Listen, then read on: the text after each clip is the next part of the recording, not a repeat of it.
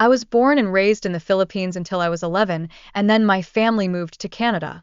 Living in Canada, I kind of left all the ghost stories and paranormal stuff behind. It's not really something we take seriously here. But after being in Canada for 7 years, my mom decided to take my siblings and me back to the Philippines for a vacation.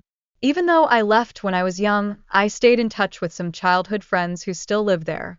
Many of them have families now, so instead of going out, I invited them to come over to our house for lunch or dinner. Our family house in the Philippines has always been known as the haunted house in the neighborhood, but since I didn't really believe in that stuff anymore, I never gave it much thought. I'd spend hours alone in the house and never felt anything weird. One of my closest friends, who had recently given birth, agreed to visit, and since I'm her baby's godmother, I'll ask her to bring her baby along too. I told my grandma that my friend was coming over, and she offered to go to the market to buy something special to cook for us. I decided to stay home so my friend wouldn't have to wait outside with her baby, especially since it was just my grandma and me at the house. My siblings had other plans. My friend arrived about 10 minutes after my grandma left, and her baby was asleep in her arms. I told her she could put him in one of the rooms so he wouldn't be disturbed while we caught up. Once the baby was settled, we went back to the living room to chat. As soon as she sat down, though, she stood right back up, her eyes locked on the kitchen. Our house isn't that big. When you're in the living room, you can see straight into the kitchen and dining area.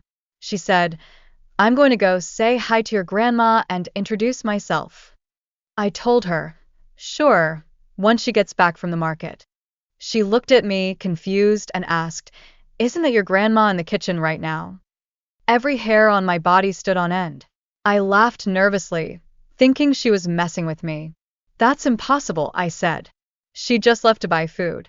My friend's expression changed, and she asked, "Then who's the woman with short hair, wearing a white day-stew house dress, standing in your kitchen?" My grandma has short hair, but she hasn't seen my friend for a very long time. I felt a chill run down my spine.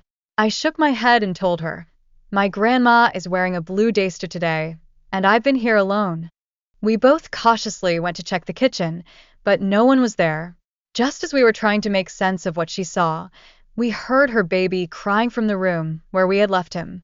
He had finally woken up.